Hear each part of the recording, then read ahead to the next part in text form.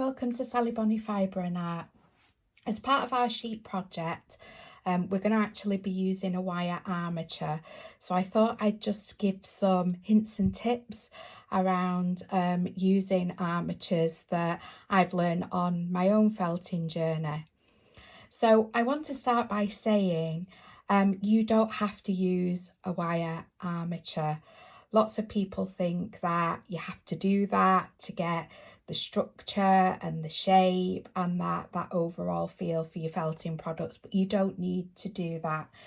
When I first started, I actually used an awful lot of the wires that you can see here just for adding features. So like doing the horns on my Highland cow, making the little beaks and claws for my birds. So I'm going to start by showing you these very simple ones that are really easy to, to kind of find and to use, and then I'll show you the others.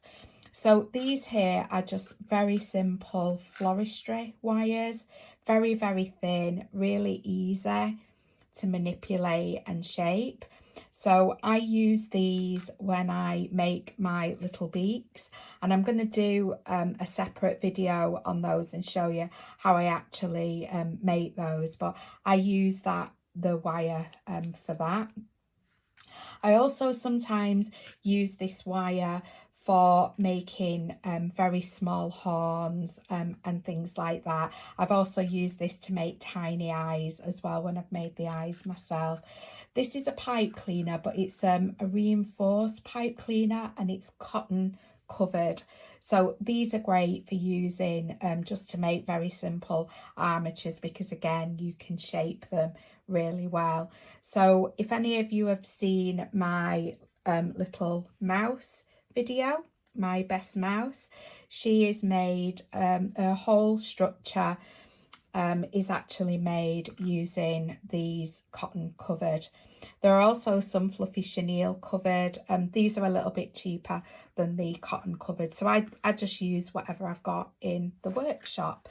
And this wire is a 0.5mm wire, which again I sometimes use for horns. I've also used for beaks in the past, but I wanted to show you this because I actually got this with a little craft kit many years ago, and when I used it I just could not get the make to stand up. It was far too heavy. So just watch out for that, because obviously as you add wool to your make, it's going to become heavier. But I have got a little tip on that. If you've made your make and you go to stand it up and it just keeps falling over, then put it on a stand. I buy these very easily accessible pieces of wood. You can get them now in most craft shops. You can get them online and save a little bit of money by buying them in bulk. And here you can see I've added some little pine cones on there, so they're great. So just be careful with the glue that you use, because lots of the really strong glues out there don't glue the wool to wood. So I've used lots of different types. If you want to use a heat gun with glue, then do that. But sometimes I find on some of my makes you actually see that glue, and I don't want that. So the one that I use, this Gorilla Glue. Use it very sparingly, but I do find that works. But I try and avoid using glue as much as I can. So if you take some of the tips in terms of the other wires that I'm going to show you, then they should stand no problem. So I have two different wires here. This is a 1mm 18 gauge wire, and this is the general craft wire that's really readily available. It's the wire that we're going to be using for the sheep project.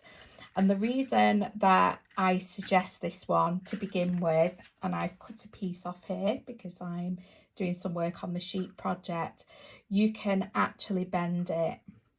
You can bend it just with your fingers, so you don't need to use pliers with that. I would suggest pliers for cutting. I have a really old pair of scissors that I don't mind if it blunts, but gosh, don't use like your dressmaking scissors or your crafting scissors, because they'll just go blunt. So that's the one that I use. You can get that in a silver colour as well, sometimes a copper colour, but this happened to be black. So that's this one, and this one is a aluminium wire, soft wire. It's slightly thicker than this, but again, I've used this as well. If you make jewellery, you will know this. I bought this because it was on offer at the time and I can't resist a bargain. So again, you know, really easy to shape. So those are the wires that I would suggest if you're making the sheep mate. If you've got this because you're doing you do jewellery making, then don't go and buy this, because this is fine. It's a little bit thicker, but that doesn't matter. Okay, so that's those wires. Okay, so the final wire that I'm going to introduce you to is quite heavy duty wire. So if any of you have seen my warrior sculpture, I used this, which is a heavy 2mm galvanized wire. There are lots of different versions of these. This is even heavier still, and this is a 2mm wire. So as you can see, this is a plastic coated 2mm. It's a little bit harder for me to, I can still bend it, but if I wanted to twist that, then I would, and close it, I would need to use some pliers to do that with, to close it up, because it's quite hard to do that. I couldn't do that myself, so I could hold that and twist it if I needed to twist that round. So these are done, these are used if you are doing sculptures that are going to have a lot of wool on them. I know when I first started making my warrior lady, I actually purchased this wire, and I got part way through doing that, and I had to abandon it because I didn't read the instructions properly. So if you do want to advance onto heavier mates, then this is what you're talking about. So you will definitely need a set of pliers, some little cutters, and some long nose, which are really easy then for doing the twisting with. So I think that's everything on wires. My advice would be start really simple, start small. So the sheep project is a really good place to start. And just again to reiterate that, you know, in terms of needle felting, you don't have to use wire armatures. It doesn't mean that your felting is any better. You know, you will get the refinement on your felting mates by practicing, by just keep doing it. So I hope that you found this short video really helpful. If you are interested in making a beginner's sheep using a wire armature, then there's a link below in my comments. If you click on that and subscribe to my newsletter, the video is going to be out soon. Okay, thank you for watching.